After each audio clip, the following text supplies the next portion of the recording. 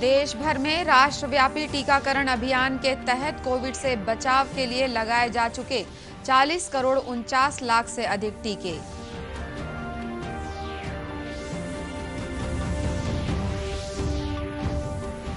प्रदेश भाजपा पदाधिकारियों की 2 दिवसीय बैठक में संगठनात्मक मजबूती और आगामी रणनीति को लेकर चर्चा।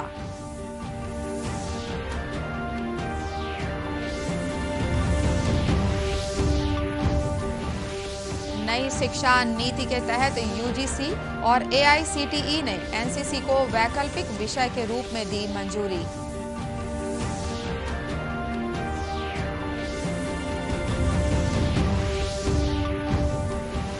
और भारतीय खिलाड़ियों का दल टोक्यो ओलंपिक के लिए रवाना।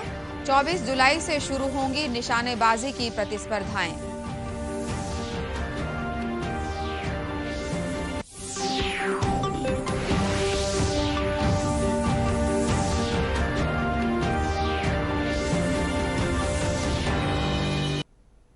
नमस्कार, आप देख रहे हैं दूरदर्शन समाचार। मैं हूं अनुराधा दुबे और अब समाचार विस्तार से। देश भर में राष्ट्रव्यापी टीकाकरण अभियान के तहत अब तक 40 करोड़ 49 लाख से अधिक टीके लगाए जा चुके हैं। स्वास्थ्य मंत्रालय के मुताबिक संक्रमण से स्वस्थ होने की दर बढ़कर 97.31% हो गई है। कल देश में 41,000 से अधिक लोगों में संक्रमण की पुष्टि हुई है। उपचाराधीन मरीजों की संख्या 4,22,660 रह गई है। वहीं प्रदेश में कल 40,638 सैंपलों की जांच की गई, जिसमें से 226 लोग कोरोना संक्रमित पाए गए हैं। आज की स्थिति में प्रदेश में संक्रमण की दर 0.5% है। राज्य कंट्रोल एवं कमांड सेंटर कोविड-19 से मिली जानकारी के मुताबिक प्रदेश में कोरोना संक्रमण की स्थिति में लगातार सुधार आ रहा है। इस पर नियंत्रण के लिए राज्य शासन द्वारा किए जा रहे प्रभावी उपायों से संक्रमण दर में लगातार गिरावट आ रही है। प्रदेश में संक्रमण का औसत साप्ताहिक दर 0.8% पर पहुंच चुका है। 19 जिलों में 1% से कम पॉजिटिविटी दर दर्ज की जा रही है। वहीं 9 जिलों में पॉजिटिविटी दर 1 से 2% के बीच है। प्रदेश में वर्तमान में 3,837 कोरोना संक्रमण के सक्रिय मामले हैं। भारतीय जनता पार्टी की 2 दिवसीय प्रदेश स्तरीय बैठक में संगठन और अन्य मुद्दों को लेकर चर्चा हो रही है। बैठक में राष्ट्रीय उपाध्यक्ष डॉक्टर रमन सिंह, राष्ट्रीय सह संगठन मंत्री शिव प्रकाश, प्रदेश प्रभारी डी पुरंदेश्वरी और सह प्रभारी नितिन नवीन पार्टी पदाधिकारियों की बैठक ले रहे हैं। बैठक के पहले दिन कल मोर्चा अध्यक्ष, महामंत्री और मोर्चा प्रभारियों से चर्चा की गई। वहीं आज प्रदेश पदाधिकारी, मोर्चा अध्यक्ष, जिला संगठन प्रभारी, सह प्रभारियों के साथ चर्चा की जा रही है। इसके अलावा कोर ग्रुप की बैठक में प्रदेश अध्यक्ष, संगठन महामंत्री और प्रदेश महामंत्रियों के बीच विमर्श का दौर चल रहा है। प्रदेश सह प्रभारी नितिन नवीन ने बताया कि बैठक में संगठनात्मक मजबूती के साथ ही राज्य सरकार की असफलताओं को जन जन तक पहुंचाने की रूपरेखा तैयार की जा रही है।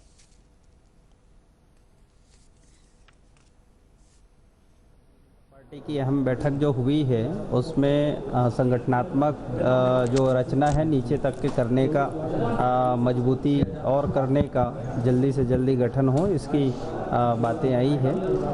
ऐसे कुछ मुद्दे जो राज्य सरकार जो वादा किए हैं जनता से और वो विफल रहे हैं, इन मुद्दों के आधार पर हमारे आने वाला समय आंदोलनात्मक कार्यक्रम तय करके उन मुद्दों को लेकर हम जनता तक जाएंगे और रोड की लड़ाई लड़ेंगे, सड़क की लड़ाई लड़ेंगे। वहीं प्रदेश अध्यक्ष विष्णुदेव साय ने बताया कि संगठन स्तर पर आयोजित बैठक में प्रभारियों को जिम्मेदारियों का आवंटन किया गया है।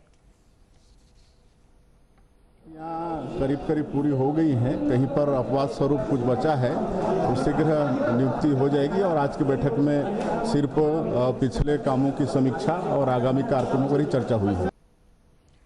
श्री साय ने बताया कि बैठक में पार्टी की आगामी रणनीति को लेकर भी रूपरेखा बनाई गई है। हमारी पार्टी, हमारे मोर्चा के लोग विभिन्न मुद्दों को लेकर सरकार को घेरने का काम कर रहे हैं, चाहे वो किसान मोर्चा हो, युवा युवा मोर्चा हो चाहे महिला मोर्चा हो, सभी मोर्चा सरकार की जो विफलता है उसको घेरने का काम कर रहे हैं, लेकिन आगे हम लोग को क्या करना है उस पर भी चर्चा हो रही है। बैठक में सभी पदाधिकारियों से चर्चा के बाद आगामी रणनीति को अंतिम रूप दिया जा रहा है। राष्ट्रीय ताप विद्युत निगम एनटीपीसी के कोरबा संयंत्र में पहली तिमाही में रिकॉर्ड उत्पादन कर देश में पहला स्थान बनाने का कीर्तिमान हासिल किया है। एनटीपीसी कोरबा के कार्यकारी निदेशक विश्वरूप बसु ने बताया कि कोरबा संयंत्र ने 1 अप्रैल से 30 जून 2021 तक पहली तिमाही में 97.61% प्लांट लोड फैक्टर के साथ रिकॉर्ड बिजली उत्पादन किया है। एनटीपीसी कोरबा 97.61% पीएलएफ में कुल मिलाकर 5,542.63 मिलियन यूनिट का जनरेट किया है एंड पूरा कंट्री में पीएलएफ का हिसाब से कोरबा 1 नंबर में है। सेकंड पोजीशन में है एनटीपीसी, ये सेकंड पोजीशन में है शासन पावर प्लांट है एंड थर्ड पोजीशन में है संताली पावर प्लांट वेस्ट बंगाल में। अगर कल का आंकड़ा हम देखें, कल 16 जुलाई 2021 तक एनटीपीसी कोरबा का पोजीशन है 96.95% पीएलएफ 1 नंबर में है।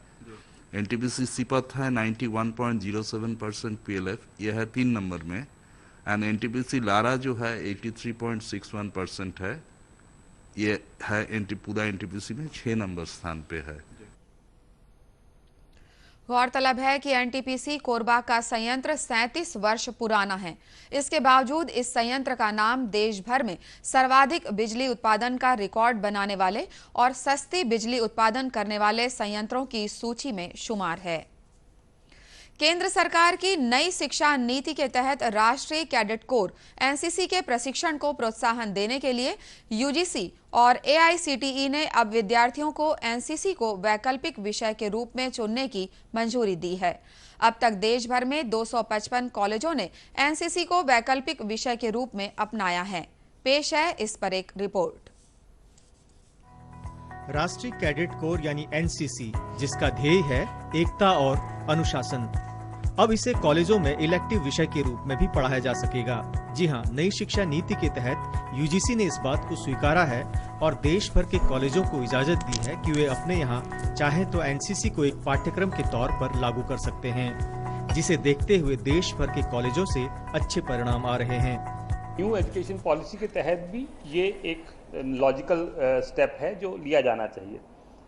अभी हाल में ही यूजीसी ने इस बात को स्वीकारा और यूजीसी ने एक परमिशन दी है सब यूनिवर्सिटीज़ को कि आप एनसीसी अपने यहाँ जो भी चाहें उसको एक कोर्स की तरह ऑफर कर सकते हैं। इसका बहुत अच्छा रिस्पांस आया है। पिछले 2-3 महीनों में लगभग 250 से ऊपर कॉलेजेस और यूनिवर्सिटीज़ ने ऑलरेडी ये निर्णय ले लिया है और बहुत सारे यूनिवर्सिटीज़ और कॉलेज इस चीज़ को अपने प्रोसेस के द्वारा प्रोसेस कर रहे हैं। देश भर के अलग अलग विश्वविद्यालयों के तहत आने वाले कॉलेजों में स्नातक स्तर पर अब एनसीसी को सामान्य वैकल्पिक विषय के रूप में शामिल किया जा रहा है।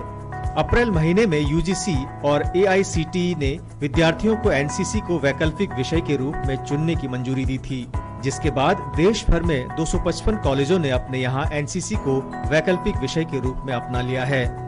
यूजीसी का सर्कुलर जो उन्होंने एडवाइजरी निकाला है हर यूनिवर्सिटी कॉलेज के लिए कि एनसीसी को इस प्रकार से जनरल इलेक्टिव सब्जेक्ट के तौर पे अपनाया जाए। एआईसीटी का भी सर्कुलर जो निकला है ये अप्रैल के महीने में निकला था। तो इस 2-3 महीने के अंदर 255 कॉलेज ने ऑलरेडी इसको अपना लिया है। एनसीसी का इम्पोर्टेंस बढ़ेगा। स्टूडेंट्स को अलग से कोई और इलेक्टिव सब्जेक्ट लेने का कोई ज़रूरत नहीं है। इसमें स्टूडेंट्स का जो है एनसीसी ट्रेनिंग करने का और भी उत्साह बढ़ेगा, क्योंकि उनको जब ये एनसीसी को ये इम्पोर्टेंस दिया जाएगा तो वो और भी जोरों शोरों के साथ इस ट्रेनिंग को करेंगे। देश भर में 5098 कॉलेज हैं जहां कैडेटों को एनसीसी का प्रशिक्षण दिया जा रहा है। भारतीय खिलाड़ियों का पहला दल टोक्यो ओलंपिक में भाग लेने के लिए कल देर रात जापान रवाना हुआ। इस दल के 88 सदस्यों में 54 खिलाड़ी और अन्य खेल अधिकारी शामिल हैं। इस बीच विदेशों में प्रशिक्षण प्राप्त कर रहे भारतीय निशानेबाज, नाविक, भारोत्तोलक मीराबाई चानू और अन्य खिलाड़ी टोक्यो के खेल गांव पहुंच चुके हैं।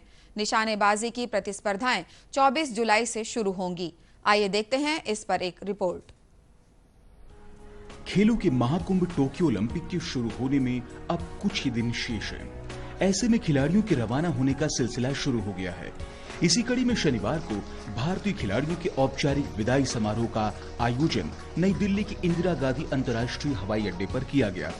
इस अवसर पर केंद्रीय खेल मंत्री अनुराग ठाकुर ने टोक्यो ओलंपिक में भाग लेने वाले 8 खेलों के भारतीय खिलाड़ियों एवं सहयोगी सदस्यों को औपचारिक विदाई दी। खिलाड़ियों के पहले जत्थे को विदाई देने के लिए खेल राज्य मंत्री निशित प्रमाणिक, भारतीय ओलंपिक संघ के अध्यक्ष नरेंद्र बत्रा एवं महासचिव राजीव मेहता भी शामिल हुए। पहले दल में कुल 88 सदस्य हैं, जिसमें 54 खिलाड़ियों के अलावा सहयोगी सदस्य और IOA के प्रतिनिधि भी शामिल है।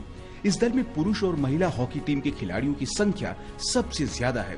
केंद्रीय खेल मंत्री ने जय हिंद का घोष करके एथलीटों का मनोबल बढ़ाया। हमने अपनी ओर से प्रयास किया कि हर तरह की सुविधा हो, आगे और प्रयास करेंगे। इतना ही कहूंगा, जब शुरू में आपने इतना जोश दिखाया था, जब मैंने कहा हाउस द जोश, तो जोश के बाद उद्घोष भी जरूरी है। और उद्घोष तब होता है जब जय हिंद हम इकट्ठे मिलकर कहते हैं। जब आप टोक्यो में जाएंगे तो सब लोग वहां पर भी इस तिरंगे के मान सम्मान के लिए एकजुट होकर अपने हित में अच्छा करेंगे। जय हिंद, जय हिंद, जय हिंद। हिंदुस्तान के माथे पर विजय का ताज रखा जाए। आपकी मेहनत की सियासी से स्वर्णिम इतिहास रचा जाए। टोक्यो में हमारे जीत का उद्घोष हो। आपके जरिए पूरे विश्व में भारत का तिरंगा लहराए। फिर से आप सभी को बहुत बहुत शुभकामना देते हुए मैं यही कहूंगा, चीयर फॉर इंडिया। दल में तीरंदाजी, badminton, table tennis, hockey, judo, gymnastic, तैराकी और भारोत्तोलन से जुड़े खिलाड़ी और सहयोगी सदस्य। भिलाई के शिखर सिंह का चयन जापान में होने वाले 21वें अंतर्राष्ट्रीय एशियन वॉलीबॉल चैंपियनशिप में हुआ है। भिलाई के खुर्सीपार निवासी खिलाड़ी शिखर सिंह ने काफी कम उम्र में ये सफलता हासिल की है। महज 21 साल की उम्र में भारतीय सीनियर वॉलीबॉल टीम का हिस्सा बनने वाले वे पहले खिलाड़ी होंगे। शिखर सिंह ने दूरदर्शन समाचार से बातचीत करते हुए कहा कि वे 2015 से वॉलीबॉल खेल रहे हैं। उन्होंने इससे पहले पनामा और बहरीन जैसे देशों में जूनियर वॉलीबॉल टीम के साथ भारत का प्रतिनिधित्व किया है। उन्होंने अपनी सफलता का श्रेय माता-पिता और कोच को दिया है।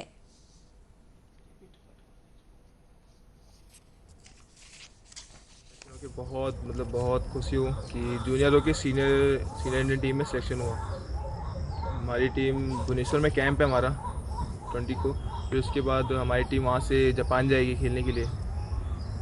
और वहाँ पे बस सीनियर के साथ खेलना, प्रैक्टिस करना और बहुत सारे अच्छे कोचेस से, नए कोचेस से मिलना, अच्छी प्रैक्टिस करना। मेन प्रैक्टिस होता है जो हमारे कोचेस हमको बताते हैं, प्रैक्टिस कराते हैं, उस पर फोकस दें। टाइम से आना ग्राउंड, टाइम से प्रैक्टिस, हर चीज़ में टाइम से करें तो हर अचीवमेंट मिलता है। आप ज़्यादा टाइम, जितना टाइम आप ग्राउंड को देंगे उतना आपको अच्छा मिलेगा। उतने आप अच्छे होते जाएंगे धीरे धीरे। तो अच्छी प्रैक्टिस करें, अच्छा डाइट, अच्छा स्लीपिंग, रेस्ट भी जरूरी है। प्रैक्टिस के साथ डाइट, रेस्ट, हर चीज़ होता है तब एक अच्छा प्लेयर बनता है। गौरतलब है कि आगामी 20 जुलाई को 24 खिलाड़ियों की टीम प्रैक्टिस के लिए भुवनेश्वर रवाना होगी। कोरोना से बचाव के लिए मास्क, सैनिटाइजर के साथ ही सोशल डिस्टेंसिंग का भी पालन करें। कोरोना को हराना है, मास्क जरूर लगाना है। इसी के साथ ये समाचार बुलेटिन समाप्त हुआ। नमस्कार।